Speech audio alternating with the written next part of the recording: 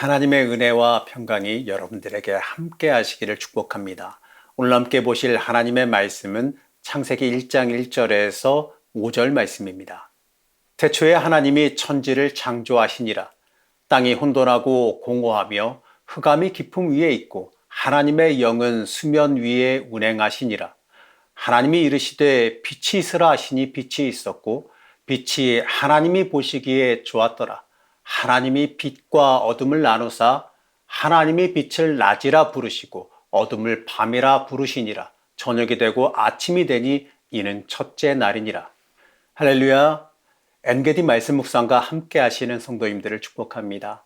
2024년을 맞아서 하나님께서 돌보시고 지키시는 은혜가 여러분들의 가정마다 가득하기를 다시 한번 축복합니다.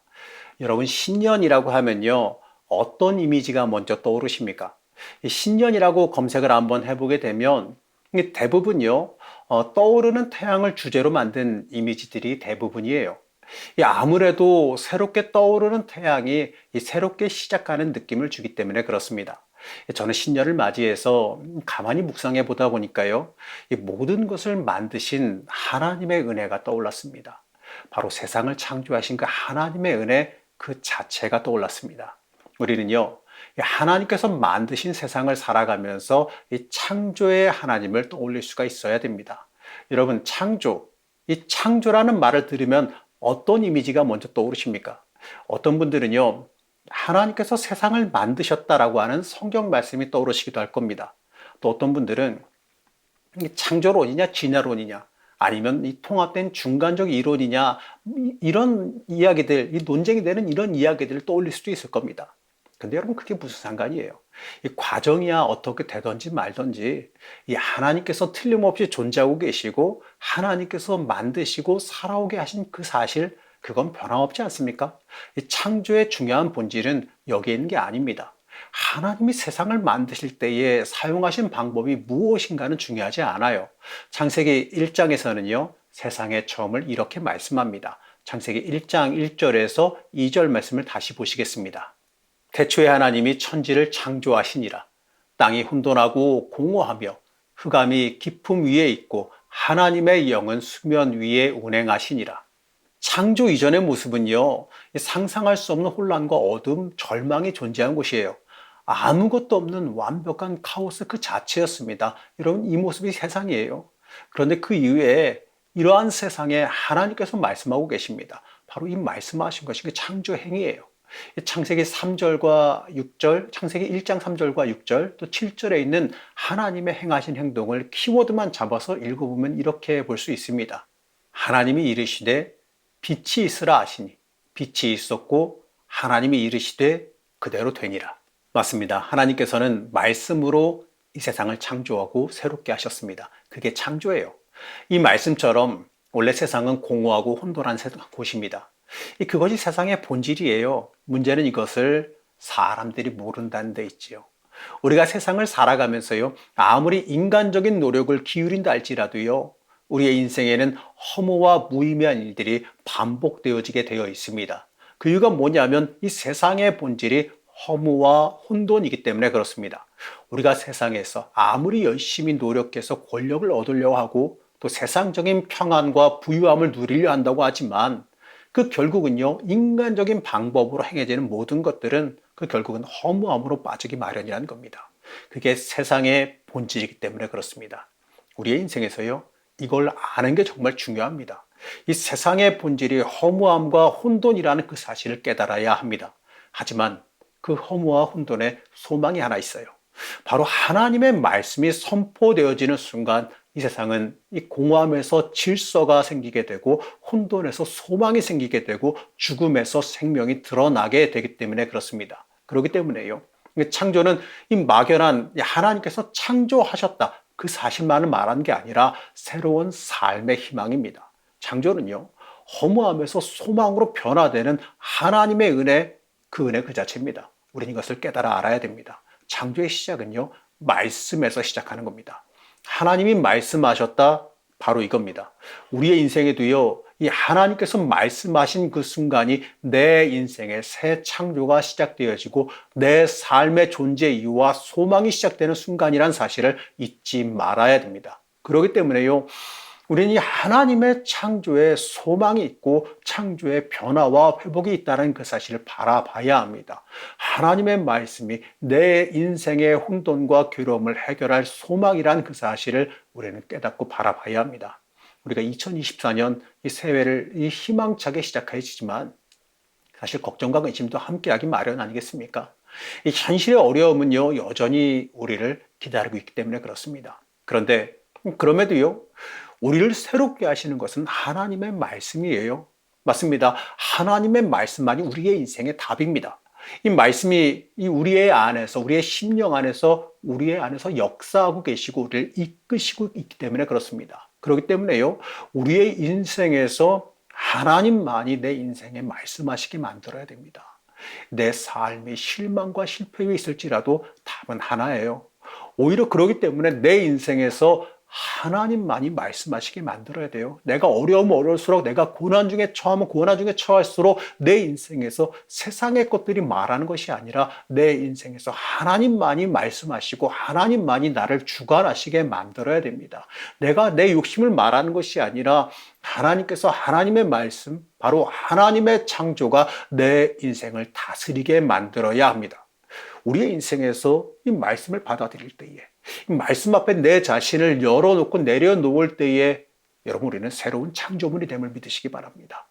혼돈과 실패의 삶 속에서 이 하나님께서 말씀하실 때에 우리는 새롭게 창조되어지고 그 모든 혼돈이 하나님의 질서로 정리되어지게 되는 겁니다. 그래서 바울은요, 말씀이신 그리스도 안에 우리가 온전히 존재하고 있을 때에 새로운 피조물이 되어진다라고 선포합니다.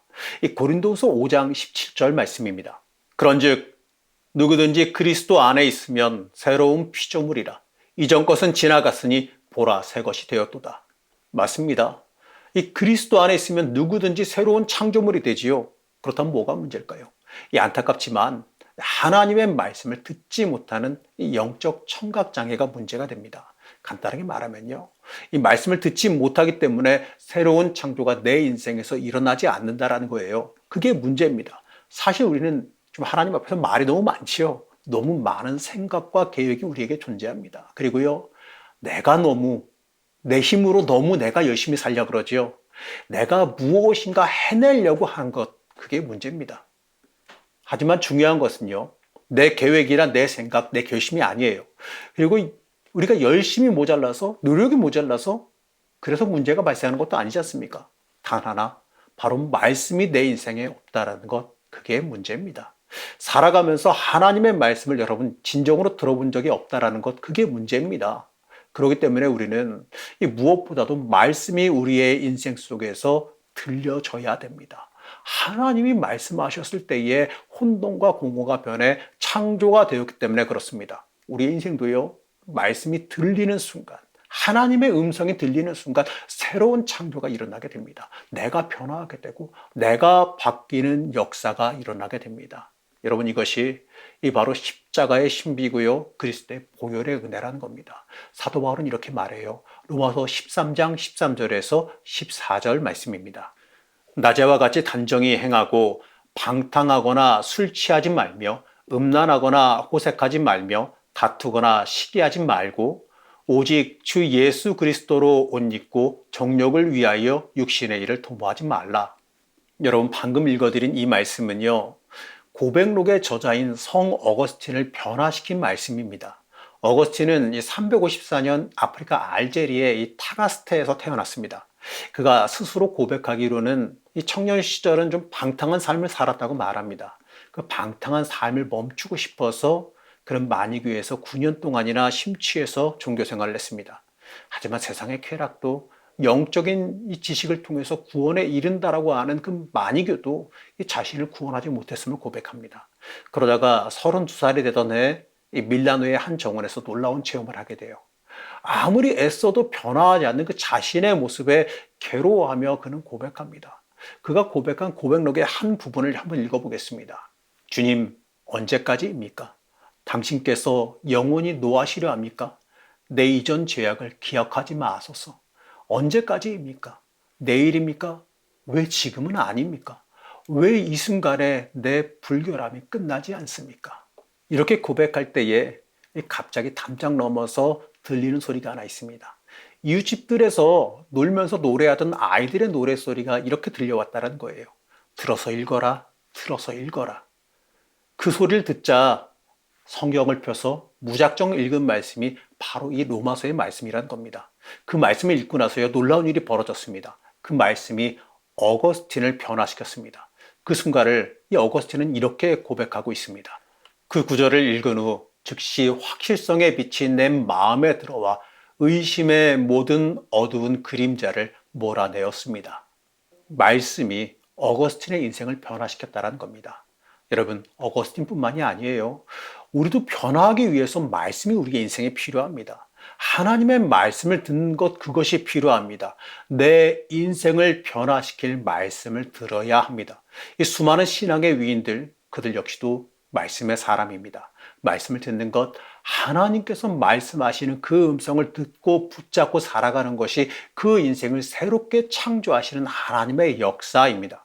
조금 좀 길지만 몇 가지 말씀을 제가 읽어드리겠습니다. 우리가 선을 행하되 낙심하지 말지니 포기하지 아니하면 때가 이름에 거두리라. 누구든지 나를 따라오려거든 자기를 부인하고 자기 십자가를 지고 나를 따를 것이니라. 여호와께서 모세에게 이르시되 바로에게 들어가서 그에게 이르라.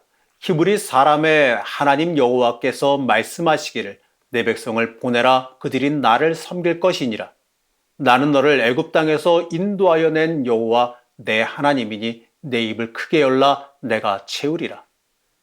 그러므로 너희는 가서 모든 민족을 제자로 삼아 아버지와 아들과 성령의 이름으로 세례를 베풀고 내가 너희에게 분부한 모든 것을 가르쳐 지키게 하라. 볼지어다 내가 세상 끝날까지 너희와 항상 함께 있으리라 하시니라. 좀 길긴 했는데 여러분들 어떠십니까? 이 말씀들을 읽을 때에 어떠한 느낌이나 좀 영적인 감동이 있으셨습니까?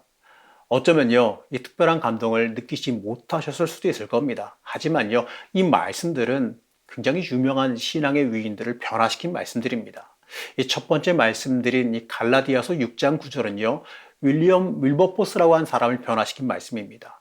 마태복음 16장 24절은 디트리히 보네퍼를 갖다 변화시킨 말씀이고요. 이 출애굽기 9장 1절은 마틴 루터 킹 주니어를 변화시킨 말씀이고 시편 81편 10절은 이 조지 뮬러를, 마태복음 26장 19절에서 20절은 이 데이비드 리빙스턴을 변화시킨 말씀입니다. 윌리엄 윌버포스는요, 영화 어메이징 그레이스의 주인공이기도 하죠. 이 사람은요, 이 노예 무역이 중심이던 영국의 국회의원으로서 이 말씀을 받은 후에 이 평생 노예 무역 폐지를 위해서 일한 사람입니다. 이 디트리히 보네퍼라는 사람은요, 이 말씀 때문에 이 독일 나치치하에서도 복음을 잃지 않고 순교할 수가 있었던 거죠. 1964년 이 비폭력 흑인 인권운동에서 노벨 평화상을 수상했던 이 마틴 루터 킹 주니어는요, 이 말씀 때문에 흑인 인권을 위하여서 암살당할 때까지 그의 인생을 인권을 위해서 전진할 수가 있었던 겁니다. 여러분, 5만 번의 기도 응답받은 것으로 유명한 이 고아의 아버지 조지 뮬러는요, 이 말씀 때문에 이 평생 고아들을 위해서 살아간 겁니다. 이 데이비드 리빙스턴은 이 마태복음에서 말씀하신 주님의 이 지상 명령 때문에 아무도 그 당시에 관심을 갖지 않던 아프리카로 들어가게 된 겁니다. 이들의 삶은요, 하나님의 말씀을 듣고 하나님의 말씀이 지배하는 삶을 살았다는 겁니다. 여러분, 이들의 삶은 세상에 빛을 발하는 삶이었고 참된 그리스도인의 모습이었습니다. 여러분, 이 사람들은 모두 말씀의 사람들이었어요. 성경 말씀이 그들을 변화시키고 그들을 새롭게 태어나게 만들었습니다. 그 이유는요, 성경이 하나님의 말씀이기 때문입니다. 그렇기 때문에 성경을 읽을 때에 우리는 하나님을 만나게 됩니다. 성경 말씀을 통해 하나님을 만날 수 있는 이유가 뭐냐? 말씀이 그 안에서, 내 안에서 역사하시고 일하기 때문에 그렇습니다. 히브리서는 이렇게 말씀하고 있어요. 히브리서 4장 12절 말씀입니다. 하나님의 말씀은 살아있고 활력이 있어 좌우의 날선 어떤 검보다도 예리하여 혼과 영과 및 관절과 골수를 찔러 쪼개기까지 하며 또 마음의 생각과 뜻을 판단하나니.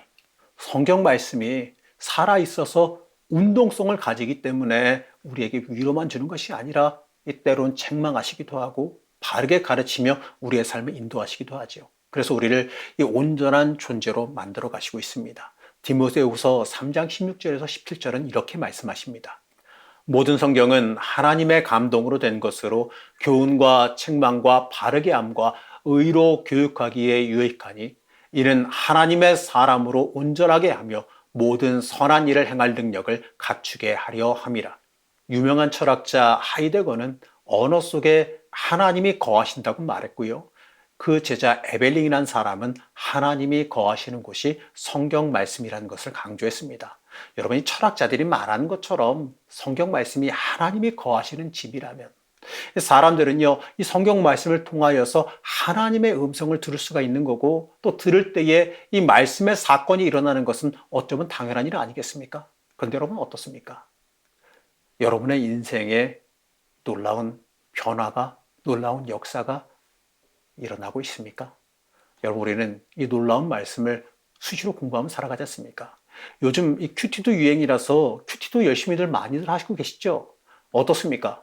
여러분들 하시는 그 큐티가 우리의 삶의 변화가 크게 일어나게 만들고 있습니까? 문제는요, 열심히 공부해도 우리의 삶에 변화가 없는 게 가장 큰 문제예요. 말씀 많이 공부한다는 사람인데 그 삶은요, 말씀과 전혀 관계없는 사람들도 존재하고요. 말씀을 공부하면서도 삶의 기쁨과 소망이 없는 사람들도 많이 있어요. 왜 그렇게 수많은 날 동안 성경을 공부하고 말씀을 묵상하는데 삶이 변하지 않을까요? 확실하게 말씀드리고 싶은 것은요, 성경은 지식이 아니에요. 성경 공부하며 그저 지식의 습득에만 전념했다면 이 많은 공부를 통해서 성경의 지식은 물론 높아졌을지라도 이 참된 성경의 사람, 말씀의 사람이 되는 데는 문제가 발생한 겁니다. 그렇다면 뭐가 문제일까요? 우선 기본 전제가 틀렸어요. 성경이 하나님의 말씀이라면 성경은 읽고 지식을 습득해야 되는 게 아닙니다. 들어야죠. 읽고 감상하고 판단하는 게 아니에요. 성경은 처음부터 나에게 하시는 말씀으로 내 심령으로 받아들여야 됩니다. 이스라엘의 모든 백성들이 반드시 지켜야 되는 하나님의 명령이 하나 있는데 들으라라고 하는 쉐마의 말씀입니다. 신명기 6장 4절에서 이렇게 말씀하십니다. 이스라엘아 들으라.